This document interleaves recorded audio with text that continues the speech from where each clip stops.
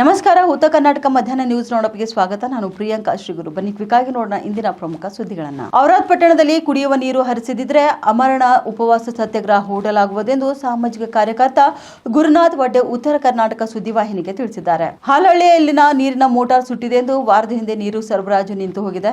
ಇನ್ನು ನಾಗರಿಕರು ಬೇಸಿಗೆಯಲ್ಲಿ ತೀವ್ರ ನೀರಿನ ಸಮಸ್ಯೆ ಎದುರಿಸುತ್ತಿದ್ದಾರೆ. ತಾಲೂಕು ಆಡಳಿತವು ಸ್ಥಳೀಯ ಪಟ್ಟಣ ಪಂಚಾಯಿತಿ ಅಲ್ಲದೆ ಜನಪ್ರತಿನಿಧಿಗಳು ಕಣ್ಮುಚ್ಚಿಕೊಂಡು ಕೂಳ್ತಿದ್ದಾರೆ ಎಂದು ಕಿಡಿಕಾರಿದ್ದಾರೆ. ಕಲ್ಯಾಣ ಕರ್ನಾಟಕ ಅಭಿವೃದ್ಧಿ ನಿಗಮದ ಅನುದಾನದಲ್ಲಿ ಪರ್ಯಾಯ ಮೋಟಾರ್ ವ್ಯವಸ್ಥೆ ಮಾಡಿಕೊಳ್ಳದೆ ಅಧಿಕಾರಿಗಳು ನೀರು ಪೂರೈಸುವಲ್ಲಿ ಚೆಲ್ಲಾಟವಾಡುತ್ತಿದ್ದಾರೆ. ಪಟ್ಟಣಕ್ಕೆ ಅನೇಕ ರೀತಿಯ ನೀರಿನ ಮೂಲಗಳಿದ್ರೂ ಕೂಡ ಅದರ ಸದುಪಯೋಗ ಪಡೆಯುವ ಅರಿವು ಅಧಿಕಾರಿಗಳಿಗಿಲ್ಲ. ಇನ್ನು ತೇಗಂಪುರ ಕೆರೆಯ ಕೆಳಗೆ ತೋಡಿರುವಂತಹ ಬಾವಿಯ ನೀರು ಸಮರ್ಪಕವಾಗಿ ಬಳಸಿಕೊಳ್ಳುವಲ್ಲಿ ಅಧಿಕಾರಿಗಳು ವಿಫಲರಾಗಿದ್ದಾರೆ ಅಂತ ಹೇಳಿದ್ದಾರೆ. ಸೋಮವಾರದ ಒಳಗೆ ಕುಡಿಯುವ ನೀರು ಹರಿಸದಿದ್ರೆ ಭವಾನಿ ಬಿಜಲ್ಗಾಂವ್ ಗ್ರಾಮದಲ್ಲಿನ ಜನಸೇವಾ ಕೇಂದ್ರದಲ್ಲಿ ಅಮರಣ ಉಪವಾಸ ಸತ್ಯಾಗ್ರಹ ಹೂಡಲಾಗುವುದೆಂದು ಎಚ್ಚರಿಕೆ ಕೂಡ ನೀಡಿದ್ದಾರೆ. ನಾನು ಗುರುನಾಥ್ ವಡ್ಡೆ. ನಾನು ಬೀದರ್ ಜಿಲ್ಲೆಯ ಔರಾದ್ ವಿಧಾನಸಭಾ ಕ್ಷೇತ್ರದ ಔರಾದ್ ತಾಲೂಕಾ ಕೇಂದ್ರದಲ್ಲಿ ಔರಾದ್ ಪಟ್ಟಣ ಪಂಚಾಯತಿಯ ಕಚೇರಿ ಎದುರುಗಡೆಯಿಂದ ಮಾತನಾಡ್ತಾ ಇದ್ದೀನಿ. ಔರಾದ್ ಪಟ್ಟಣದಲ್ಲಿ ಕಳೆದ 8 ರಿಂದ 10 ದಿವಸಗಳಿಂದ ಕೆಲವು ಓಣಿಗಳಲ್ಲಿ 8 ದಿವಸ, ಕೆಲವು ಓಣಿಗಳಲ್ಲಿ 10 ದಿವಸದಿಂದ ಕುಡಿಯ ನೀರು ಸರಬರಾಜು ಆಗುತ್ತಿಲ್ಲ. ಈ ಬಗ್ಗೆ ಪಟ್ಟಣ ಪಂಚಾಯತಿಯವರಿಗೆ ಕೇಳಿದಾಗ ಮೋಟಾರು ಸುಟ್ಟಿದೆ ಎಂದು ಹೇಳ್ತಾ ಇದ್ದ. ಮೋಟಾರು ಸುಟ್ಟಿದ್ರೆ 10 ದಿವಸದವರೆಗೆ ಇಂಥ ಸುಡು ಬಿಸಿಲಿನಲ್ಲಿ ಬಡವರು ಬದುಕಬೇಕಾದುದು ಹೇಗೆ? ಕುಡಿಯುವ ನೀರಿನಿಂದ ಜನರು ಬದುಕಬಹುದಾ? ಸುಮಾರು 8 ರಿಂದ 10 ದಿವಸದಿಂದ ಔರಾದ್ ಪಟ್ಟಣದಲ್ಲಿನ ಸಾವಿರಾರು ಬಡವರು ನೀರಿಗಾಗಿ ಹಗಲು ರಾತ್ರಿ ಅಲಿದಾಡ್ತಾ ಇದ್ದಾರೆ. ಆದರೆ ಕರ್ನಾಟಕ ಸರ್ಕಾರ ಈ ಬಗ್ಗೆ ಏನೂ ಕಾಳಜಿ ಮಾಡ್ತಾ ಇಲ್ಲ. ಬೀದರ್ ಜಿಲ್ಲಾಡಳಿತ ಈ ಬಗ್ಗೆ ಏನೂ ಕಾಳಜಿ ಮಾಡ್ತಾ ಇಲ್ಲ. ಔರಾದ್ ತಾಲೂಕಾಡಳಿತ ಏನು ಕಾಳಜಿ ಮಾಡ್ತಾ ಇಲ್ಲ. ಪಟ್ಟಣ ಪಂಚಾಯತಿ ಏನು ಕಾಳಜಿ ಮಾಡ್ತಾ ಇಲ್ಲ. ವಿಶೇಷ ಅಂದರೆ ನಿನ್ನೆ ಗುರುವಾರ 2ನೇ ತಾರೀಕಿಗೆ ಇಲ್ಲಿ ತಾಲೂಕಾ ಪಂಚಾಯತ್ನಲ್ಲಿ KDP ಸಭೆ ಎಂದು ಜರುಗಿದೆ ಎಂದು ಇವತ್ತು ನಾನು ಪತ್ರಿಕೆ ಮುಖಾಂತರ ಓದಿದ್ದೀನಿ. ಆದರೆ ಆ KDPಯಲ್ಲಿ ಕೂಡ ಔರಾದ್ ಪಟ್ಟಣದ ಸುಮಾರು 10 ದಿವಸದಿಂದ 8 ರಿಂದ 10 ದಿವಸದಿಂದ ಕುಡಿಯುವ ನೀರಿನ ಸಮಸ್ಯೆ ಬಗ್ಗೆ ಯಾವುದೇ ಚರ್ಚೆ ಆಗಿಲ್ಲ. ಈ ರೀತಿಯಾಗಿ ಈ ಕರ್ನಾಟಕ ನಾಡಿನಲ್ಲಿ ಈ ಒಂದು ಔರಾದ್ ವಿಧಾನಸಭಾ ಕ್ಷೇತ್ರದಲ್ಲಿ ಸರ್ಕಾರದ ನಿಷ್ಕಾಳಜಿಯಿಂದ, ಜಿಲ್ಲಾಡಳಿತದ ನಿಷ್ಕಾಳಜಿಯಿಂದ, ತಾಲೂಕು ಆಡಳಿತದ ನಿಷ್ಕಾಳಜಿಯಿಂದ, ಪಟ್ಟಣ ಪಂಚಾಯತಿಯ ನಿಷ್ಕಾಳಜಿಯಿಂದ, ಈ ಕ್ಷೇತ್ರದ ಜನಪ್ರತಿನಿಧಿಯ ನಿಷ್ಕಾಳಜಿಯಿಂದ ಇವತ್ತು ಜನರು ಹಗಲು ರಾತ್ರಿ ನೀರಿಗಾಗಿ ಅಲೆದಾಡುವಂಥ ಒಂದು ಪರಿಸ್ಥಿತಿ ಈ ಔರಾದ್ ಪಟ್ಟಣದಲ್ಲಿದೆ. ಈ ಒಂದು ಪರಿಸ್ಥಿತಿ ಬಗ್ಗೆ ನಾಡಿನ ಜನರು ಚಿಂತೆ ಮಾಡಬೇಕು, ಇಡೀ ದೇಶದ ಜನರು ಚಿಂತೆ ಮಾಡಬೇಕು. 8 ರಿಂದ 10 ದಿವಸವರೆಗೆ ಕುಡಿಯೋ ನೀರಿಲ್ಲ ಅಂದ್ರೆ ಜನರು ಬದುಕೋದು ಹೇಗೆ? ಇದರ ಬಗ್ಗೆ ಸರ್ಕಾರ ಯಾಕೆ ಗಮನ ಹರಿಸ್ತಾ ಇಲ್ಲ? KDPಯಲ್ಲಿ ಔರಾದ್ ಬಗ್ಗೆ ಯಾಕೆ ಚರ್ಚೆ ಆಗ್ತಾ ಇಲ್ಲ? 10 ದಿವಸದಿಂದ ನೀರು ಇಲ್ಲದರೂ ಕೂಡ ಎಲ್ಲರೂ ಆರಾಮಾಗಿದ್ದಾರೆ. ಯಾರ ಮನೆಯಲ್ಲಿ ಶ್ರೀಮಂತರ ಮನೆಯಲ್ಲಿ ಮೋಟಾರ್ ಇದೆ ಅವರು ನೀರು ತಗೋಬಹುದು, ಖರೀದಿ ನೀರು ತಗೋಬಹುದು. ಆದರೆ ಬಡವರು ಹೋಗೋದು ಎಲ್ಲಿ? ಇವತ್ತು 8 ರಿಂದ 10 ದಿವಸ ನಾವು ನೀರಿಗಾಗಿ ಅಲಿದಾಡ್ತಾ ಇದ್ದೇವೆ. ಬಡವರು ಸಂಕಷ್ಟದಲ್ಲಿದ್ದಾರೆ. ಆದರೆ ಯಾರಿಗೂ ಕರುಣೆ ಬರ್ತಾ ಇಲ್ಲ. ಇದು ಅಮಾನವೀಯ ಒಂದು ಕೃತ್ಯವಾಗಿದೆ. ಮಾನವ ಹಕ್ಕುಗಳ ಉಲ್ಲಂಘನೆ ಆಗಿದೆ. ಇದೊಂದು ಸಂವಿಧಾನದ ಉಲ್ಲಂಘನೆ ಆಗಿದೆ. ಕುಡಿಯೋ ನೀರು ಕೊಡುವುದು ಸರ್ಕಾರದ ಸಂವಿಧಾನಿಕ ಕರ್ತವ್ಯವಾಗಿದೆ, ಜನಪ್ರತಿನಿಧಿಯ ಮೊದಲ ಕರ್ತವ್ಯವಾಗಿದೆ. ಆದರೆ ಜನಪ್ರತಿನಿಧಿ ತನ್ನ ಕರ್ತವ್ಯವನ್ನು ಮರೆತಿದ್ದಾರೆ, ಸರ್ಕಾರ ತನ್ನ ಕರ್ತವ್ಯವನ್ನು ಮರೆತಿದೆ. ಇದಲ್ಲದೆ ಇದೇ ಪಟ್ಟಣದಲ್ಲಿ ಕುಡಿಯೋ ನೀರಿಗಾಗಿ ಹೊಸ ಪೈಪ್ಲೈನ್ಗಾಗಿ ಒಂದು SDPE ಡಿಸ್ಟ್ರಿಬ್ಯೂಷನ್ ಪೈಪ್ಲೈನ್ಗಾಗಿ 5 ಕೋಟಿ ಅನುದಾನ ಸರ್ಕಾರದಿಂದ ಮಂಜೂರಾಗಿದೆ. 2020ರಲ್ಲಿ ಅದನ್ನು ಕಾಮಗಾರಿ ಮುಗಿಬೇಕಾಗಿತ್ತು. ಆದರೆ ಇವತ್ತು 2026 ಇದೆ. ಆದರೆ ಇಲ್ಲಿವರೆಗೂ ಆ ಪೈಪ್ಲೈನ್ನಿಂದ ಔರಾದ್ ಪಟ್ಟಣಕ್ಕೆ ನೀರು ಸರಬರಾಜು ಆಗ್ತಾ ಇಲ್ಲ. ಈ ಬಗ್ಗೆ ನಾನು ಸರ್ಕಾರಕ್ಕೂ ಮನವಿ ಸಲ್ಲಿಸಿದ್ದೀನಿ, ಜಿಲ್ಲಾಡಳಿತಕ್ಕೂ ಮನವಿ ಸಲ್ಲಿಸಿದ್ದೀನಿ, ತಾಲೂಕು ಆಡಳಿತಕ್ಕೂ ಸಲ್ಲಿಸಿದ್ದೀನಿ, ಪಟ್ಟಣ ಪಂಚಾಯತಿಗೂ ಸಲ್ಲಿಸಿದ್ದೀನಿ. ಆದರೆ ಯಾವುದೇ KDP ಸಭೆಯಲ್ಲಿ ಈ ಒಂದು 5 ಕೋಟಿ ಯೋಜನೆ ಬಗ್ಗೆ ಯಾಕೆ ಚರ್ಚೆ ನಡೀತಾ ಇಲ್ಲ? ಯಾವುದೇ KDP ಸಭೆಯಲ್ಲಿ ಈ ಒಂದು ಔರಾದ್ ಪಟ್ಟಣದ ಕುಡಿಯುವ ನೀರಿನ ಏನೇನು ಸಮಸ್ಯೆ ಇದೆ, ಇದು ಪೈಪ್ಲೈನ್ ಸಮಸ್ಯೆ, 5 ಕೋಟಿ ಯೋಜನೆ ಇವತ್ತು ನೀರು ಪಾಲಾಗಿದೆ. ಯಾವುದೇ ನಳ್ಳಿಯಿಂದ ನೀರು ಬರ್ತಾ ಇಲ್ಲ. ಆದರೂ ಕೂಡ ಎಲ್ಲೂ ಚರ್ಚೆ ಆಗ್ತಾ ಇಲ್ಲ. ಎಲ್ಲರೂ ಮೌನ ವಹಿಸಲು ಕಾರಣ ಏನು? ದಯಮಾಡಿ ಈ ಬಗ್ಗೆ ಒಂದು ನ್ಯಾಯಾಂಗ ತನಿಖೆ ಆಗಬೇಕು. ಮತ್ತು ಕಳೆದ ಸುಮಾರು 8 ರಿಂದ 10 ದಿವಸಗಳಿಂದ ಏನು ಔರಾದ್ ಪಟ್ಟಣದ ಜನರಿಗೆ ನೀರು ಸರಬರಾಜು ನಿಲ್ಲಿಸಲಾಗಿದೆ. ಇದನ್ನು ನಾನು ತೀವ್ರವಾಗಿ ಖಂಡಿಸ್ತೀನಿ. ಇನ್ನು ತಕ್ಷಣವಾಗಿ ನಾಳೆಯಿಂದಲೇ ಪಟ್ಟಣಕ್ಕೆ ಜನರಿಗೆ ಒಂದು ನೀರನ್ನು ಬಿಡುವಂಥ ವ್ಯವಸ್ಥೆ ಆಗಬೇಕು. ಇಲ್ಲದ್ರೆ ನಾನು ಮುಂದಿನ ಸೋಮವಾರದಿಂದ ಆಮರಣ ಉಪವಾಸ ಸತ್ಯಾಗ್ರಹವನ್ನು ಪ್ರಾರಂಭಿಸ್ತೀನಿ ಅಂತ ನಾನು ಸರ್ಕಾರಕ್ಕೆ, ಜಿಲ್ಲಾಡಳಿತಕ್ಕೆ ಹಾಗೂ ಪಟ್ಟಣ ಪಂಚಾಯಿತಿಗೆ ಹಾಗೂ ಜನಪ್ರತಿನಿಧಿಗೆ ನಾನು ಈ ಮುಖಾಂತರ ತಿಳಿಯಲು ಬಯಸ್ತೇನೆ. ಧನ್ಯವಾದ. ಈಗಲಾದರೂ ದೇವರು ಅವರಿಗೆ ಸದ್ಬುದ್ಧಿ ಕೊಟ್ಟು ನಾಳೆಯಿಂದ ಕುಡಿಯುವ ನೀರು ಸರಬರಾಜು ಮಾಡಲಿ ಹಾಗೂ 5 ಕೋಟಿ ಯೋಜನೆ ಪೈಪ್ಲೈನ್ ತಕ್ಷಣ ಜಾರಿಯಾಗಲಿ ಎಂದು ನಾನು ಅಪೇಕ್ಷಿಸುತ್ತೇನೆ. ಜೈ ಹಿಂದ್. ಇನ್ನು ಮನ್ನಖೇಡಿಯಲ್ಲಿ ಅನುಮತಿ ಇಲ್ಲದೆ ಶಾಲೆ ಪತ್ತೆಯಾಗಿದೆ. ರಿಯಾಲಿಟಿ ಚೆಕ್ನಲ್ಲಿ ಸ್ಫೋಟಕ ಮಾಹಿತಿ ಇದೀಗ ಲಭ್ಯವಾಗಿದೆ. ಗುರುನಾನಕ್ ಸಂಸ್ಥೆಯ ಈ ನಿರ್ಲಕ್ಷ್ಯದ ವಿರುದ್ಧ ಕ್ರಮ ಯಾವಾಗ? ಹುಮನಾಬಾದ್ ತಾಲೂಕಿನ ಮನ್ನಖೇಡಿಯಲ್ಲಿ ಅನಧಿಕೃತ ಶಾಲೆಯ ಬಗ್ಗೆ ಸ್ಫೋಟಕ ಮಾಹಿತಿ ಲಭ್ಯವಾಗಿದೆ. 3-4 ವರ್ಷಗಳಿಂದ ಪರವಾನಗಿ ಇಲ್ಲದೆ ಶಾಲೆ ನಡೆಸುತ್ತಿರುವ ಬಗ್ಗೆ ರಿಯಾಲಿಟಿ ಚೆಕ್ನಲ್ಲಿ ಇದೀಗ ಬಹಿರಂಗ. 3-4 ವರ್ಷಗಳಿಂದ ಅನುಮತಿ ಇಲ್ಲದೆ ಶಾಲೆ ನಡೆಸುತ್ತಿದ್ರು ಕೂಡ ಕಣ್ಮುಚ್ಚಿ ಕೂತ್ರ ಅಧಿಕಾರಿಗಳು. ಮಕ್ಕಳ ಭವಿಷ್ಯ ಜೊತೆ ಚೆಲ್ಲಾಟವಾಡ್ತಿರುವ ಖಾಸಗಿ ಶಿಕ್ಷಣ ಸಂಸ್ಥೆಗಳ ಬಗ್ಗೆ ಅಧಿಕಾರಿಗಳಿಗೆ ಯಾಕಿಷ್ಟು ಕನಿಕರ? ಇನ್ನು ಅನುಮತಿ ಇಲ್ಲದೆ ಶಾಲೆ ನಡೆಸುತ್ತಿರುವುದಾಗಿ ಒಪ್ಪಿಕೊಂಡ ಶಾಲೆಯ ಮುಖ್ಯೋಪಾಧ್ಯಾಯ. ಇಲ್ಲಿ ಸರ್ಕಾರದ ನಿಯಮ ಉಲ್ಲಂಘನೆಯಾದರೂ ಕೂಡ ಶಿಕ್ಷಣ ಇಲಾಖೆ ಅಧಿಕಾರಿಗಳಿಂದ ಯಾಕಿಷ್ಟು ನಿಷ್ಕಾಳಜಿತನ ತೋರಲಾಗ್ತಿದೆ? ರಿಯಾಲಿಟಿ ಚೆಕ್ನಲ್ಲಿ ಅನಧಿಕೃತ ಶಿಕ್ಷಣ ಸಂಸ್ಥೆಯ ಹಣೆ ಬರಹ ಇದೀಗ ಬಹಿರಂಗಗೊಂಡಿದೆ. ಮಕ್ಕಳ ಜೀವನ ಜೊತೆ ಚೆಲ್ಲಾಟವಾಡುವವರ ವಿರುದ್ಧ ಕ್ರಿಮಿನಲ್ ಪ್ರಕರಣ ದಾಖಲಾಗಬಾರದೆ? ಬೀದರ್ ಜಿಲ್ಲಾಡಳಿತ ಹಾಗೂ ಶಿಕ್ಷಣ ಸಚಿವರಿಗೆ ಇದೀಗ ಇದು ನೇರ ಪ್ರಶ್ನೆಯಾಗಿದೆ.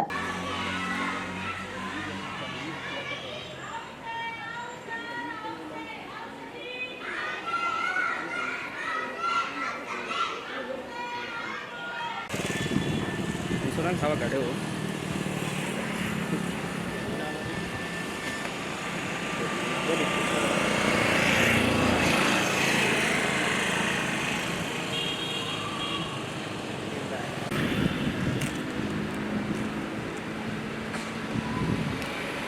देवन कड़ा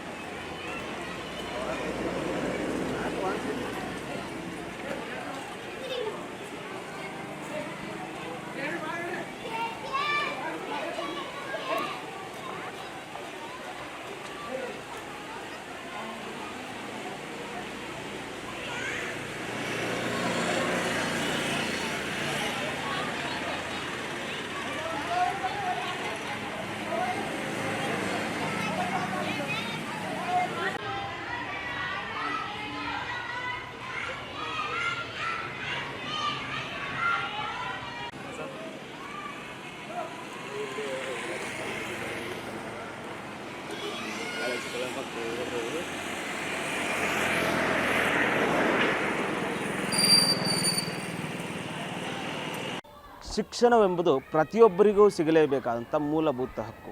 ಈ ಮೂಲಭೂತ ಹಕ್ಕನ್ನು ಕೊಡಲು ಸರ್ಕಾರಿ ಶಾಲೆಗಳನ್ನ ನೇಮಕ ಮಾಡಿರ್ತದೆ. ಅದೇ ರೀತಿ ಖಾಸಗಿಯವರಿಗೆ, ಟ್ರಸ್ಟ್ನವರಿಗೆ ಶಾಲೆ ನಡೆಸಲು ಸರ್ಕಾರ ಕೆಲವೊಂದಿಷ್ಟು ಮಾನದಂಡಗಳನ್ನ, ನಿಯಮಗಳನ್ನು, ಅನುಮತಿಗಳನ್ನು ನೀಡಿರುತ್ತದೆ. ಆದರೆ ಬೀದರ್ನಲ್ಲಿ ಈ ಖಾಸಗಿ ಶಿಕ್ಷಣ ಸಂಸ್ಥೆಗಳಿಗೆ ಯಾರದೇ ಲಂಗು ಲಗಾಮು ಇಲ್ಲದಂತೆ ಕಾಣ್ತದೆ. ಬೀದರ್ನ ಒಂದು ಪ್ರತಿಷ್ಠಿತ ಶಿಕ್ಷಣ ಸಂಸ್ಥೆ, ಪ್ರತಿಷ್ಠಿತ ಅಂದರೆ ಅಲ್ಲಿ ಆ ಶಾಲೆಗೆ ಮಕ್ಕಳನ್ನ ಕಳಿಸಿದರೆ ಪೋಷಕರು ಹೆಮ್ಮೆ ಪಡ್ತಾರೆ. ಅಂಥ ಒಂದು ದೊಡ್ಡ ಶಿಕ್ಷಣ ಸಂಸ್ಥೆ ಸರ್ಕಾರದ ನೀತಿ ನಿಯಮಗಳನ್ನ ಗಾಳಿಗೆ ತೂರಿ ಸರ್ಕಾರದ ಅನುಮತಿ ಇಲ್ಲದೆ ಒಂದು ಶಾಲೆಯನ್ನು ನಡೆಸ್ತಿರೋ ಒಂದು ಗಂಭೀರ ಆರೋಪ ಕೇಳಿಬಂದಿತ್ತು. ಇವತ್ತು ನಾವು ಆ ಶಾಲೆಗೆ ಬಂದಿದ್ದೇವೆ. ಮನ್ನಕಳಿ ಗ್ರಾಮದಲ್ಲಿರುವ ಗುರುನಾನಕ್ ಶಾಲೆಯ ಆವರಣದಲ್ಲಿದ್ದೇವೆ. ನಾವು ನೋಡ್ತಿರ್ಬೋದು ನೀವೀಗ ಏನು ಗುರುನಾನಕ್ ಶಾಲೆ ಇದೆ. ಇಲ್ಲಿ ಒಂದು ಮನ್ನಕಳಿಯ ಹೊರವಲಯದಲ್ಲಿ ಶಾಲೆ ನಡೆಸ್ತಾ ಇದ್ದಾರೆ. ನಾವು ಈಗ ಆ ಶಾಲೆಯಲ್ಲಿದ್ದೀವಿ. ನೋಡ್ತಾ ಇರ್ಬೋದು ನೀವು, ಇಲ್ಲೆಲ್ಲ ಮಕ್ಕಳು ಓದ್ತಾ ಇದ್ದಾರೆ. ಅಂದರೆ ಬೇಸಿಗೆಯಲ್ಲೂ ಸಹ ಇಲ್ಲಿ ಇದನ್ನು ಮಾಡ್ತಾರೆ. ಅಂದರೆ ಸಮರ್ ಕ್ಯಾಂಪ್ ನಡೆಸ್ತೀವಿ ಮಕ್ಕಳಿಗೆ. ನಾವು ಶಾಲೆ ಯಾರಿಗೆ ಹೇಳಿರ್ತೀವಿ ಅವರಿಗೆ ಅಂದರು. ನೋಡ್ತಾ ಇರ್ಬೋದು ನಿಮಗೆಲ್ಲ ಕೊಠಡಿಗಳು. ಒಳಗಡೆ ಹೋಗೋದು ಬೇಡ, ಮಕ್ಕಳ ಮುಖ ತೋರಿಸೋದು ಸರಿ ಅನ್ಸಲ್ಲ. ಹಾಗಾಗಿ ಹೊರಗಡೆಯಿಂದ ತೋರಿಸ್ತಾ ಇದ್ದೀವಿ. ಇದು ಕಂಪ್ಲೀಟಾಗಿ ಇದು ಹಿಂದ್ಗಡೆ ಇಲ್ಲಿ ನನ್ನ ಹಿಂದ್ಗಡೆ ಏನು ಕಾಣಿಸ್ತಿದೆ, ಇಲ್ಲಿ ಬಸ್ಗಳು ಕಾಣಿಸ್ತಿದೆ. ಅಂದರೆ ಒಂದು ಶಾಲೆಯ ಅನುಮತಿಯನ್ನು ಇಲ್ಲದೆ ಇಷ್ಟೊಂದು ಬಸ್ಗಳನ್ನ ನಿಂದಿರ್ಸ್ತಾರೆ. ಅಂದರೆ ಇಲ್ಲಿ ಇಷ್ಟು ಬಸ್ ಇರ್ತಾವಂದರೆ ಮಿನಿಮಮ್ ಇಲ್ಲೊಂದು 100-150 ಜನ ಮಕ್ಕಳಾದರೂ ಮಿನಿಮಮ್ ಓದ್ತಿರ್ತಾರೆ. ಆದರೆ ಇಷ್ಟು ಜನ ಮಕ್ಕಳಿದ್ರೂ ಕೂಡ ಯಾಕೆ ಅನುಮತಿ ಪಡೆದಿಲ್ಲ ಅನ್ನೋದು ಒಂದು ಗೊಂದಲದ ಗೂಡಾಗಿದೆ ಅಂತ ಹೇಳ್ಬೋದು. ನಾವು ಈ ಬಗ್ಗೆ ಏನು ಸುದ್ದಿ ಬಿತ್ತರಿಸಿದ್ವಿ, ನಿಮ್ಮ ಉತ್ತರ ಕರ್ನಾಟಕ ಸುದ್ದಿವಾಹಿನಿ ಔರಾದ್ ಹಾಗೂ ಮನ್ನೆಕಳೆಯಲ್ಲಿ ಶಾಲೆ ಅನುಮತಿ ಪಡೆದಿಲ್ಲ ಅನ್ನೋ ಬಗ್ಗೆ ದೂರು ಬಂದಿತ್ತು. ಈ ಬಗ್ಗೆ ಸುದ್ದಿ ಬಿತ್ತರಿಸಿದ್ವಿ, DDP ಅವರಿಗೆ ಮಾಹಿತಿಯನ್ನು ಕೂಡ ಕೇಳಿದ್ವಿ. ಆ ಸಮಯದಲ್ಲಿ DDP ಅವರು ನಮಗೆ ಔರಾದ್ನಲ್ಲಿರುವ ಶಾಲೆಯ ಮಾಹಿತಿಯನ್ನು ನೀಡ್ತಾರೆ, ಅಂದರೆ ಅನುಮತಿ ಪತ್ರವನ್ನು ಹಾಕ್ತಾರೆ, ಆದರೆ ಮನ್ನೆಕಳಿಯದು ನೀಡಲ್ಲ. ಆದರೆ ನಾವು ಈ ಬಗ್ಗೆ BO ಅವ್ರನ್ನ ಕೇಳಿದಾಗ BO ಅವ್ರು ಏನು ಹೇಳ್ತಾರೆ, ಇಲ್ಲ ಸರ್ ಅಲ್ಲಿ ಅನುಮತಿ ಇಲ್ಲ, ನಾವೀಗಾಗಲೇ ಪೊಲೀಸ್ ಅವ್ರಿಗೆ ಇನ್ಫಾರ್ಮ್ ಮಾಡಿದ್ವಿ, ನೋಟಿಸ್ ಕೊಟ್ಟಿದ್ದಾರೆ ಅನ್ನೋ ಮಾತು ಹೇಳ್ತಿದ್ದಾರೆ. ನೋಡ್ತಾ ಇರ್ಬೋದು, ನಾವೀಗ ತೋರಿಸ್ತಾ ಹೋಗ್ತೀವಿ ಇಲ್ಲಿ ಶಾಲೆನ. ಅದೇ ರೀತಿ ಇಲ್ಲಿನ ಮುಖ್ಯ ಗುರುಗಳನ್ನ, ಇಲ್ಲಿನ ಸ್ಟಾಫ್ಗಳನ್ನ ಮಾತಾಡಿಸ್ತೀವಿ, ಯಾವ ರೀತಿ ಶಾಲೆ ನಡೆಸ್ತಿದ್ದಾರೆ, ಯಾವ ಅನುಮತಿ ಪಡೆದಿದ್ದಾರೆ ಅಂತ ನಾವು ಅವ್ರನ್ನ ಕೇಳೋ ಪ್ರಯತ್ನವನ್ನು ಮಾಡೋಣ. ಯಾಕಂದರೆ ಕೇವಲ ಯಾರೋ ಹೇಳಿದರು ಅಂತ ಹೇಳೋದಲ್ಲ, ಇಲ್ಲಿನ ಶಾಲೆಯವ್ರಿಗೆ ಗೊತ್ತಿರುತ್ತೆ ಏನಾಗಿದೆ, ಎಷ್ಟು ಅನುಮತಿ ತೊಗೊಂಡಿದ್ದಾರೆ, ಯಾವ ರೀತಿ ನಡೆಸ್ತಾ ಇದ್ದಾರೆ ಅಂತ ಅವ್ರನ್ನ ಕೇಳೋಣ. ಸರ್, ತಾವು ಈ ಸ್ಕೂಲ್ ಪ್ರಿನ್ಸಿಪಲ್ಲ ಸರ್? ಸರ್, ಇಲ್ಲಿ ಅನುಮತಿ ಪಡೆದಿದ್ದೀರಾ ಈ ಶಾಲೆ ಅನುಮತಿ ಇದೆ ಸರ್. ಅನುಮತಿ ಪ್ರೀ ಪ್ರೈಮರಿ ಅನುಮತಿ ಇದೆ ಸರ್. ಅಂದರೆ ಎಲ್ಲಿಂದ 1 to ನರ್ಸರಿ LKG UKG ಇದೆ ಸರ್. ಇಲ್ಲಿ ನರ್ಸರಿ LKG UKG ಮಾತ್ರ ಇರೋದು ಸರ್ ಅಷ್ಟೇ. 1 to 5th ಇಲ್ಲ ಇಲ್ಲಿ? ಇಲ್ಲ, ಸ್ವಲ್ಪ ಹುಡುಗರು ಇದ್ದಾರೆ. ಅಂದರೆ ಇದೆ 1 to 5th ಇದೆ? ಇದೆ 1 to 5th ಇದೆ. ಅಂದರೆ ಇನ್ನೂ ಅನುಮತಿ ಪಡೆದಿಲ್ಲ? ಪ್ರಾಸೆಸ್ ಇದೆ ಸರ್, ಆಲ್ರೆಡಿ ಆನ್ಲೈನ್ ಎಲ್ಲ ಸಬ್ಮಿಷನ್. ಇಲ್ಲಿ 1 to ಇದು ನಡೆಸ್ತೀರಾ ಸರ್ ನೀವು? ಹೀಗೆ ಸ್ಟಾರ್ಟ್ ಆಗಿದೆ ಸರ್ ಮೊನ್ನೆ. ಎಷ್ಟು ವರ್ಷ ಆಯಿತು? 3 ವರ್ಷ ಆಗಿರ್ಬೋದು ಅಷ್ಟೇ. 3 ವರ್ಷದಿಂದ ಸರ್ಕಾರದ ಅನುಮತಿಯನ್ನು ಪಡೆದಿದೆ ನೀವು. ಅದೇ ಆನ್ಲೈನಲ್ಲಿ ನಡೆಸ್ತಾ ಇದ್ದೀರಿ, ಪ್ರೊಸೆಸಿಂಗ್ ಇದೆ. ಅಂದರೆ 3 ವರ್ಷದಿಂದ ಅನುಮತಿ ಪಡೆದೇ ಶಾಲೆಯನ್ನು ನಡೆಸ್ತಿದ್ದೀರಿ. ಯಾರು DDP ಅವ್ರು ಏನೋ ಕೇಳಿಲ್ವ ನೀವು? BO ಅವ್ರು ಹೇಳಿದ್ರು ಏನೋ ನೋಟಿಸ್ ಕೊಟ್ಟಿದ್ರಂತೆ. We have replied for that. ಅವ್ರು ರಿಪ್ಲೈ ಮಾಡಿದೆವು ನಾವು, ಹಂಗೇನಿಲ್ಲ. ಆದರೆ ಜಸ್ಟ್ ರಿಪ್ಲೈ ಕೊಟ್ಟಿದ್ದೀರಿ. ಅಂದರೆ 3 ವರ್ಷದಿಂದ ನೀವು ನಡೆಸ್ತಾ ಇದ್ರೂ ಏನೂ ಇಲ್ಲ? ಕೊಟ್ಟಿದ್ದೆವು, ಎಲ್ಲ ಏನೇನಿದೆ ಎಲ್ಲ ಮಾಹಿತಿ ಕೊಟ್ಟಿದ್ದೇವೆ ಅವ್ರಿಗೂ ಸಹ. ಅಂದರೆ ನಾನು ಕೇಳ್ತಿರೋದೇನು ಸರ್, ನಿಮ್ಮಲ್ಲಿ ಅನುಮತಿ ಪತ್ರ ಅಂತ ಇರುತ್ತೆ, ಅದು ಎಲ್ಲಿದೆ ಅಂತ ಸ್ವಲ್ಪ ಬೇಕಿತ್ತಲ್ಲ, ಕೊಡ್ತೀರಾ? ದಾಖಲಾತಿಗಳನ್ನ ಎಲ್ಲ ಕೊಡ್ತೀನಿ ಸರ್. ಮತ್ತೆ ಈಗ ತಾನೇ ಇಲ್ಲ ಅಂದ್ರೆ ಇಲ್ಲ, ಕೊಡ್ತೀನಿ. ಏನು ಬೇಕು ನಿಮಗೆ ಎಲ್ಲ ಕೊಡ್ತೀನಿ. ಓಕೆ, ಇದು ಪ್ರಾಬ್ಲಮ್. ಓಕೆ, ಥ್ಯಾಂಕ್ ಯು ಹಾಂ, ಥ್ಯಾಂಕ್ ಯು ಸರ್. ಇದು ಇಲ್ಲಿನ ಪ್ರಿನ್ಸಿಪಲ್ ಅವರ ಮಾತಾಗಿತ್ತು. ನೋಡಿ ಪಾಪ, ಮೊದಲು ಏನು ಹೇಳ್ತಾರೆ, ಪ್ರೀ ಪ್ರೈಮರಿ ಮಾತ್ರ ಇದೆ ನಮ್ಮಲ್ಲಿ ಅನುಮತಿ ಅಂತ ಹೇಳ್ತಾರೆ. ಈಗ ನೋಡಿದರೆ ನನ್ನಲ್ಲಿ ಎಲ್ಲ ದಾಖಲಾತಿ ಇದೆ ಅಂತ ಹೇಳ್ತಿದ್ದಾರೆ. ದಾಖಲಾತಿ ಕೇಳಿದರೆ ಈಗಲೇ ಕೊಡ್ಬೋದಿತ್ತು, ಯಾಕಂದರೆ ಕ್ಯಾಮ್ರಾ ಮುಂದ್ಗಡೆ ಪಾಪ ಕೊಡೋಕೆ ಮುಜುಗರ ಐತೆ ಅನ್ನೋ ಸರ್ಗೆ. ಕೊಡ್ತೀನಿ ಅಂತಿದ್ದಾರೆ. ಏನೋ ಒಂದು 30 ಸೆಕೆಂಡಿಂದ ಹೇಳಿದ ಮಾತನ್ನೇ ಮತ್ತೆ ತಿರುಗಿಸಿದ್ರು. ಅಂದರೆ ಪಾಪ ಅವರು ಅನುಮತಿ ಪಡೆದೇ ಇರೋದಕ್ಕೆ ಅವರಿಗೆ ಗೊಂದಲದಲ್ಲಿ ಏನು ಹೇಳಬೇಕು ಅನ್ನೋದು ಕೂಡ ಗೊತ್ತಾಗ್ತಿಲ್ಲ. ಇದು ಒಂದು ರೀತಿ ಇಡೀ ಜಿಲ್ಲಾಡಳಿತ, ಶಿಕ್ಷಣ ಇಲಾಖೆ ಬೀದರ್ನಲ್ಲಿ ಏನು ಮಾಡ್ತಿದೆ ಅನ್ನೋ ಒಂದು ಪ್ರಶ್ನೆ ಎಡೆ ಮಾಡಿಕೊಡ್ತದೆ. ಯಾಕಂದರೆ ಮಕ್ಕಳ ಭವಿಷ್ಯ ಇರ್ತದೆ. ಏನು ಗುರುನಾನಕ್ ಸಂಸ್ಥೆ ಬೀದರ್ ಜಿಲ್ಲೆಯ ಒಂದು ಪ್ರತಿಷ್ಠಿತ ಶಿಕ್ಷಣ ಸಂಸ್ಥೆ. ಇಂಥ ಸಂಸ್ಥೆಯಲ್ಲಿ ಮಕ್ಕಳನ್ನ ಕಳಿಸ್ತೀವಿ ಅಂದರೆ ಪಾಲಕರು ಕೂಡ ಹೆಮ್ಮೆ ಪಡ್ತಿದ್ದಾರೆ. ಆದರೆ ಇಲ್ಲಿ ಮಕ್ಕಳ ಜೀವನದ ಜೊತೆ ಆಟ ಆಡೋ ಕೆಲಸ ಅಂತಲೇ ಹೇಳ್ಬೋದು. ಯಾಕಂದರೆ ಅನುಮತಿನೇ ಪಡೆದಿಲ್ಲ ಅಂದರೆ ನಾಳೆ ಆ ಮಕ್ಕಳ ಜೀವನ ಏನಾಗುತ್ತೆ ಯೋಚನೆ ಮಾಡಬೇಕು. ಏನೋ ಪಾಲಕರು ಪಾಪ ತಮ್ಮ ಮಕ್ಕಳು ಓದ್ತಾರೆ ಅಂತ ಲಕ್ಷಾಂತರ ರೂಪಾಯಿ ಹಣವನ್ನು ಈ ಖಾಸಗಿ ಶಿಕ್ಷಣ ಸಂಸ್ಥೆಗಳಿಗೆ ಕೊಡ್ತಾರೆ. ಆದರೆ ಓದ್ತಾರೆ ನಿಜ, ಒಳ್ಳೆ ಶಿಕ್ಷಣ ಪಡಿತಾರೆ. ಆದರೆ ಅದು ಸರ್ಕಾರದ ಇದರಲ್ಲಿ ದಾಖಲಾತಿಗಳೇ ಇರಲ್ಲ. ಅಂದರೆ ಅನುಮತಿ ಇಲ್ದಿರೋ ಶಾಲೆಯಲ್ಲಿ ಕಲ್ತಿದ್ದಾದ್ರೂ ಏನಕ್ಕೆ ಈ ಶಾಲೆಯವರು ಯಾಕೆ ಅನುಮತಿ ತಗೊಂಡಿಲ್ಲ? 3-4 ವರ್ಷದಿಂದ ಅಂತ ಇವ್ರು ಹೇಳ್ತಿದ್ದಾರೆ. ಆದರೆ ಇಲ್ಲಿ ನಾವು ಸಾರ್ವಜನಿಕರು ಕೇಳಿದಾಗ 5-6 ವರ್ಷದಿಂದ ನಡೆಸಿದ್ದಾರೆ ಅಂತ ಹೇಳಿದರು. ಆಯಿತು, ಸಾರ್ವಜನಿಕರು ಮಾತ್ಬಿಡಿ, ಇವ್ರದ್ದು 3-4 ವರ್ಷದ್ದೇ ಹಿಡಿಯೋಣ. 3-4 ವರ್ಷದಿಂದ ಹಿಡಿದ್ರು ಇಲ್ಲಿನ BO DDPI ಯಾರೂ ಕೇಳಲ್ವಾ? ಹೇಳೋರು ಇಲ್ವಾ? ಇವ್ರಿಗೆ ಅನುಮತಿ ಹೆಂಗೆ ಕೊಟ್ಟರು? ಯಾರು ಹೇಳೋರು ಕೇಳೋರು ಬೀದರ್ ಜಿಲ್ಲೆಯಲ್ಲಿ ಇಲ್ವಾ? ಶಿಕ್ಷಣ ವ್ಯವಸ್ಥೆ ಅಷ್ಟು ಹಳ್ಳ ಹಿಡ್ದಿದೆಯಾ ಅನ್ನೋದು ಯಕ್ಷ ಪ್ರಶ್ನೆ ಕಾಡುತ್ತಿದೆ. ಇನ್ನು ಮೇಲಾದರೂ ಎಚ್ಚೆತ್ಕೋಬೇಕು ಶಿಕ್ಷಣ ಇಲಾಖೆ. ಇಂತಹ ಏನೋ ಅನುಮತಿ ಇಲ್ಲದೆ ನಡೆಸುವಂಥವ್ರು ಯಾರೇ ಆಗಿರಲಿ, ಇವರೇ ಅಂತಲ್ಲ, ಇವ್ರು ಅನುಮತಿ ಪಡೆದಿದ್ರೆ ತೋರಿಸ್ಬೇಕಿತ್ತು. DDP ಅವ್ರಿಗೆ ಕೇಳಿ ನಾವು 5-6 ದಿನಗಳಿಂದ ಸತತವಾಗಿ ಕೇಳಿದ್ರು ಕೊಟ್ಟಿಲ್ಲ. ಒಂದು ವೇಳೆ ಇವ್ರು ನಡೆಸ್ತಾ ಇದ್ರೆ ಅಥವಾ ಬೇರೆಯವ್ರು ಯಾರು ನಡೆಸ್ತಾ ಇದ್ರೆ ಕೂಡಲೇ ಅಂಥವರ ವಿರುದ್ಧ ಕ್ರಿಮಿನಲ್ ಕೇಸನ್ನು ಹಾಕಿ ಏನೋ ಈ ರೀತಿ ಮಕ್ಕಳ ಜೀವನದ ಜೊತೆ ಚೆಲ್ಲಾಟ ಆಡುವವರ ವಿರುದ್ಧ ಕ್ರಮ ಕೈಗೊಳ್ಳಬೇಕನ್ನೋದು ನಮ್ಮ ಆಶಯವಾಗಿದೆ. ಕ್ಯಾಮ್ರಾಮನ್ ಸಂತೋಷ್ ಜೊತೆ ದೇವರಾಜ್ ಜನ್ಗಾರೆ, ಉತ್ತರ ಕರ್ನಾಟಕ ನ್ಯೂಸ್, ಬೀದರ್. ಮಹಾರಾಷ್ಟ್ರದ ನಾಸಿಕ್ ಜಿಲ್ಲೆಯ ದಿಂಡೋರಿ ತಾಲೂಕಿನ ಶಿವಾಜಿನಗರ ಪ್ರದೇಶದಲ್ಲಿ ಶನಿವಾರ ರಾತ್ರಿ ಅತ್ಯಂತ ಭೀಕರ ಅಪಘಾತವೊಂದು ಸಂಭವಿಸಿದೆ. ಚಾಲಕನ ನಿಯಂತ್ರಣ ತಪ್ಪಿದ ಕಾರೊಂದು ರಸ್ತೆ ಪಕ್ಕದಲ್ಲಿದ್ದ ತೆರೆದ ಬಾವಿಗೆ ಉರುಳಿ ಬಿದ್ದ ಪರಿಣಾಮ ಅದರಲ್ಲಿದ್ದ 9 ಮಂದಿ ಸ್ಥಳದಲ್ಲಿ ಉಸಿರುಗಟ್ಟಿ ಸಾವನ್ನಪ್ಪಿದ್ದಾರೆ. ಇನ್ನು ಮೃತರಲ್ಲಿ 6 ಅಮಾಯಕ ಮಕ್ಕಳು, 2 ಮಹಿಳೆಯರು ಮತ್ತು ಒಬ್ಬ ಚಾಲಕ ಸೇರಿದ್ದಾರೆ ಎಂದು ವರದಿಯಾಗಿದೆ. ರಾತ್ರಿಯ ಕತ್ತಲಿನಲ್ಲಿ ಈ ಘಟನೆ ನಡೆದಿದ್ದರಿಂದ ತಕ್ಷಣಕ್ಕೆ ಯಾರ ಗಮನಕ್ಕೂ ಕೂಡ ಬಂದಿಲ್ಲ. ಇದರಿಂದಾಗಿ ರಕ್ಷಣಾ ಕಾರ್ಯಾಚರಣೆ ಕೂಡ ತಡವಾಗಿದೆ ಎಂದು ತಿಳಿದು ಬಂದಿದೆ. ಇನ್ನು ಘಟನಾ ಸ್ಥಳಕ್ಕೆ ಭೇಟಿ ನೀಡಿ ಪರಿಶೀಲನೆ ನಡೆಸಿದ ಮಹಾರಾಷ್ಟ್ರದ ಸಚಿವ ಗಿರೀಶ್ ಮಹಾಜನ್ ಅವರು ಈ ಅಪಘಾತವನ್ನು ಅತ್ಯಂತ ದುರಂತಮಯ ಎಂದು ಬಣ್ಣಿಸಿದ್ದಾರೆ. ಒಂದೇ ಕುಟುಂಬದ 6 ಮಕ್ಕಳು ಸೇರಿದಂತೆ ಒಟ್ಟು 9 ಜೀವಗಳು ಬಲಿಯಾಗಿರುವುದು ತುಂಬಲಾರದ ನಷ್ಟವಾಗಿದೆ ಎಂದು ಅವರು ಕಂಬನಿ ಕೂಡ ಮಿಡಿದಿದ್ದಾರೆ. ಇದೇ ವೇಳೆ ರಸ್ತೆ ವಿನ್ಯಾಸದ ಬಗ್ಗೆ ತೀವ್ರ ಆಕ್ರೋಶ ವ್ಯಕ್ತಪಡಿಸಿದ ಸಚಿವರು, ರಸ್ತೆ ನಡುವೆ ಅಥವಾ ಪಕ್ಕದಲ್ಲಿ ಇಷ್ಟು ದೊಡ್ಡ ಬಾವಿ ಇರಲು ಹೇಗೆ ಸಾಧ್ಯ? ಇದು ಸಂಬಂಧಪಟ್ಟ ಅಧಿಕಾರಿಗಳ ಗಂಭೀರ ಲೋಪ ಮತ್ತು ಬೇಜವಾಬ್ದಾರಿತನ ಎಂದು ಕಿಡಿಕಾರಿದ್ದಾರೆ. ಈ ಘಟನೆ ಕುರಿತು ಉನ್ನತ ಮಟ್ಟದ ತನಿಖೆಗೆ ಆದೇಶಿಸಿರುವ ಸಚಿವರು ತಪ್ಪಿತಸ್ಥ ಅಧಿಕಾರಿಗಳ ವಿರುದ್ಧ ಕಠಿಣ ಕ್ರಮ ಕೈಗೊಳ್ಳುವ ಭರವಸೆ ಕೂಡ ನೀಡಿದ್ದಾರೆ. ಇನ್ನು ಮೃತರ ಕುಟುಂಬಕ್ಕೆ ಸಾಂತ್ವನ ಹೇಳಿದ ಅವರು, ಜಿಲ್ಲಾಡಳಿತದ ವತಿಯಿಂದ ಮೃತರ ಕುಟುಂಬಗಳಿಗೆ ತಲಾ 5 ಲಕ್ಷ ರೂಪಾಯಿಗಳ ಪರಿಹಾರ ಧನವನ್ನು ಘೋಷಣೆ ಮಾಡಿದ್ದಾರೆ. ಅಷ್ಟರಲ್ಲೇ ಈ ಘಟನೆಯು ಇಡೀ ನಾಸಿಕ್ ಜಿಲ್ಲೆಯನ್ನು ಶೋಕ ಸಾಗರದಲ್ಲಿ ಮುಳುಗಿಸಿದ್ದು, ರಸ್ತೆ ಬದಿಯ ಸುರಕ್ಷಿತ ಕ್ರಮಗಳ ಬಗ್ಗೆ ಸಾರ್ವಜನಿಕರಲ್ಲಿ ದೊಡ್ಡ ಮಟ್ಟದ ಆಕ್ರೋಶಕ್ಕೆ ಕಾರಣವಾಗಿದೆ. ಪಶ್ಚಿಮ ಏಷ್ಯಾದಲ್ಲಿ ಉಂಟಾಗಿರುವ ಬಿಕ್ಕಟ್ಟಿನ ಹಿನ್ನೆಲೆಯಲ್ಲಿ ಪಾಕಿಸ್ತಾನದ ಲಾಹೋರ್ನಲ್ಲಿ ಪೆಟ್ರೋಲ್ ಬೆಲೆಗಳು ದಿನದಿಂದ ದಿನಕ್ಕೆ ಗಗನಕ್ಕೇರುತ್ತಿವೆ. ಈ ಬೆಲೆ ಏರಿಕೆಯ ಲಾಹೋರ್ನ ವಿದ್ಯಾರ್ಥಿಗಳು ಮತ್ತು ದಿನನಿತ್ಯದ ಪ್ರಯಾಣಿಕರನ್ನ ತೀವ್ರ ಸಂಕಷ್ಟಕ್ಕೆ ದೂಡಿದ್ದು, ಇಂಧನ ದರಗಳು ಈಗ ಭರಿಸಲಾಗದ ಮಟ್ಟಕ್ಕೆ ತಲುಪಿವೆ ಎಂದು ಸಾರ್ವಜನಿಕರು ಆತಂಕ ವ್ಯಕ್ತಪಡಿಸಿದ್ದಾರೆ. ಪೆಟ್ರೋಲ್ ಬೆಲೆಗಳು ಇನ್ನೂ ಹೆಚ್ಚಾಗುವ ಸಾಧ್ಯತೆ ಇದ್ದು, ಈ ಪರಿಸ್ಥಿತಿಯನ್ನು ಎದುರಿಸಲು ಸಾಮಾನ್ಯ ಜನರಿಗೆ ಯಾವುದೇ ಮಾರ್ಗವಿಲ್ಲದಂತಾಗಿದೆ. ಇನ್ನು ಸ್ಥಳೀಯ ವಿದ್ಯಾರ್ಥಿಗಳಾದ ಅಲಿ ಹಸನ್, ಮೊಹಮ್ಮದ್ ಸಲೀಂ ಮತ್ತು ಮೊಹಮ್ಮದ್ ಜುಬೈರ್ ಅವರು ಈ ಕುರಿತು ತಮ್ಮ ಅಸಮಾಧಾನ ಹೊರಹಾಕಿದ್ದಾರೆ.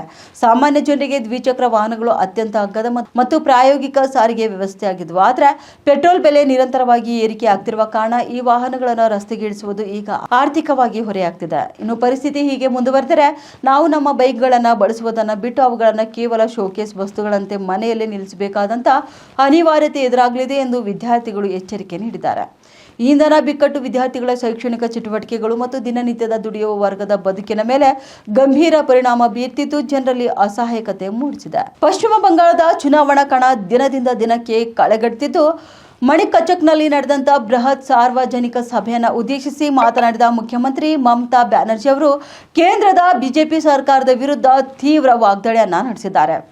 ಮತದಾರರ ಪಟ್ಟಿಯಲ್ಲಿನ ಲೋಪದೋಷಗಳ ಕುರಿತು ಆತಂಕ ವ್ಯಕ್ತಪಡಿಸಿದ ಅವರು, ನಿಮ್ಮಲ್ಲಿ ಅನೇಕರ ಹೆಸರುಗಳನ್ನ SIRನಿಂದ ತೆಗೆದುಹಾಕಲಾಗಿದೆ. ಪಟ್ಟಿಯಲ್ಲಿ ಹೆಸರು ಇಲ್ಲದಿದ್ರೆ ಮತ ಚಲಾಯಿಸುವವರು ಯಾರು ಎಂದು ಪ್ರಶ್ನಿಸುವ ಮೂಲಕ ಜನರಲ್ಲಿ ಜಾಗೃತಿ ಮೂಡಿಸಲು ಪ್ರಯತ್ನಿಸಿದ್ರು. ಇನ್ನು ಮತದಾರರ ಹಕ್ಕನ್ನು ಕಸಿದುಕೊಳ್ಳುವ ಸಂಚು ನಡೆಯುತ್ತಿದೆ ಎಂದು ಅವರು ಈ ಸಂದರ್ಭದಲ್ಲಿ ಗಂಭೀರ ಆರೋಪ ಕೂಡ ಮಾಡಿದ್ದಾರೆ. ಇದೇ ವೇಳೆ ಬಿಜೆಪಿಯನ್ನ ವ್ಯಾನಿಶ್ ವಾಷಿಂಗ್ ಮಷೀನ್ ಎಂದು ವ್ಯಂಗ್ಯವಾಡಿ ಕರೆದ ಮಮತಾ ಬ್ಯಾನರ್ಜಿ, ವಿರೋಧ ಪಕ್ಷದ ನಾಯಕರು ಬಿಜೆಪಿಗೆ ಸೇರಿದ ಕೂಡಲೇ ಅವರ ಮೇಲಿರುವ ಎಲ್ಲ ಭ್ರಷ್ಟಾಚಾರದ ಕಲೆಗಳು ಮಾಯವಾಗ್ತವೆ ಎಂಬರ್ಥದಲ್ಲಿ ಟೀಕೆ ಮಾಡಿದರು. ಇನ್ನು ಬಿಜೆಪಿ ಅಧಿಕಾರಕ್ಕಾಗಿ ಪ್ರಜಾಪ್ರಭುತ್ವದ ಮೌಲ್ಯಗಳನ್ನು ಗಾಳಿಗೆ ತೂರ್ತಿದೆ ಮತ್ತು ಇಡೀ ಪ್ರಜಾಪ್ರಭುತ್ವ ವ್ಯವಸ್ಥೆಯನ್ನೇ ಒಂದು ಹಾಸ್ಯಾಸ್ಪದ ವಸ್ತುವನ್ನಾಗಿ ಮಾಡಿದೆ ಎಂದು ಅವರು ಆಕ್ರೋಶ ಹೊರಹಾಕಿದ್ದಾರೆ. ಅಷ್ಟೇ ಅಲ್ಲ, ಪಶ್ಚಿಮ ಬಂಗಾಳದ ಅಸ್ಮಿತೆಯನ್ನು ಉಳಿಸಲು ಮತ್ತು ಸಂವಿಧಾನವನ್ನು ರಕ್ಷಿಸಲು ಬಿಜೆಪಿಯನ್ನ ಸೋಲಿಸುವುದು ಅನಿವಾರ್ಯ ಎಂದು ಅವರು ಮತದಾರರಿಗೆ ಕರೆ ನೀಡಿದ್ದಾರೆ. ಹಾವೇರಿ ನಗರದ ಹೊಸಮನಿ ಸಿದ್ದಪ್ಪ ವೃತ್ತದಲ್ಲಿ ಡೆಪ್ಯೂಟಿ ಸ್ಪೀಕರ್ ರುದ್ರಪ್ಪ ಲಮಾಣಿ ಅವರ ಎಸ್ಕಾಟ್ ವಾಹನ ಅಪಘಾತಕ್ಕೀಡಾಗಿದೆ. ಅತಿ ವೇಗದಲ್ಲಿ ಸಂಚರಿಸುತ್ತಿದ್ದ ವಾಹನ ಬಸ್ಗೆ ಡಿಕ್ಕಿ ಹೊಡೆದಿದೆ ಎನ್ನಲಾಗ್ತಿದೆ. ಚಾಲಕ ಚನ್ನಬಸಪ್ಪ ವಿರುದ್ಧ ದೂರು ದಾಖಲಾಗಿದ್ದು, ಹಾವೇರಿ ಸಂಚಾರಿ ಪೊಲೀಸ್ ಠಾಣೆಯಲ್ಲಿ ಪ್ರಕರಣ ದಾಖಲಿಸಿ ತನಿಖೆ ಕೂಡ ಮುಂದುವರಿಸಲಾಗಿದೆ. IPL 2026ರ ಭರ್ಜರಿ ಆರಂಭದ ಬೆನ್ನಲ್ಲೇ ರಾಯಲ್ ಚಾಲೆಂಜರ್ಸ್ ಬೆಂಗಳೂರು ತಂಡದ ನಾಯಕ ರಜತ್ ಪಾಟಿದಾರ್ ಮತ್ತು wicket keeper batter Jitesh Sharma ಶನಿವಾರ ಆಂಧ್ರಪ್ರದೇಶದ ತಿರುಮಲ ವೆಂಕಟೇಶ್ವರ ಸ್ವಾಮಿ ದೇವಸ್ಥಾನಕ್ಕೆ ಭೇಟಿ ನೀಡಿ ವಿಶೇಷ ಪೂಜೆ ಕೂಡ ಸಲ್ಲಿಸಿದ್ದಾರೆ. ಇನ್ನು ಕಳೆದ ಸೀಸನ್ನಲ್ಲಿ ಚೊಚ್ಚಲ ಪ್ರಶಸ್ತಿ ಗೆದ್ದಿದ್ದ RCB ಈ ಬಾರಿಯೂ ಕೂಡ ಅಮೋಘ ಪ್ರದರ್ಶನ ನೀಡುತ್ತಿದೆ. ಸನ್ರೈಸರ್ಸ್ ಹೈದರಾಬಾದ್ ವಿರುದ್ಧದ ಮೊದಲ ಪಂದ್ಯದಲ್ಲಿ 6 ವಿಕೆಟ್ಗಳ ಭರ್ಜರಿ ಜಯ ಸಾಧಿಸಿದ ನಂತರ ತಂಡದ ಪ್ರಮುಖ ಆಟಗಾರರು ಆಧ್ಯಾತ್ಮಿಕ ಚಿಂತನೆಯತ್ತ ಮುಖ ಮಾಡಿದ್ದಾರೆ. ಇನ್ನು ಏಪ್ರಿಲ್ 5ರಂದು ನಡೆಯಲಿರುವ ಚೆನ್ನೈ ಸೂಪರ್ ಕಿಂಗ್ಸ್ ವಿರುದ್ಧದ ಹೈ ವೋಲ್ಟೇಜ್ ಪಂದ್ಯಕ್ಕೂ ಮುನ್ನ ಆಟಗಾರರು ಶ್ರೀವಾರಿ ಆಶೀರ್ವಾದ ಪಡೆದರು. ವಿಶೇಷ ಎಂದರೆ ಕಳೆದ ವರ್ಷವೂ ಸಹ ತಂಡದ ಪ್ರಮುಖ ಆಟಗಾರರು ತಿರುಮಲಕ್ಕೆ ಭೇಟಿ ನೀಡಿದ್ರು. ಅದು ಕೂಡ ತಂಡಕ್ಕೆ ಅದೃಷ್ಟ ತಂದಿತು ಎಂಬ ನಂಬಿಕೆ ಅಭಿಮಾನಿಗಳಲ್ಲಿದೆ. ಇದೀಗ CSK ವಿರುದ್ಧದ ಪಂದ್ಯಕ್ಕೂ ಮುನ್ನ ತಿಮ್ಮಪ್ಪನ ದರ್ಶನ ಪಡೆದಿರುವುದು ವಿಶೇಷವಾಗಿದೆ.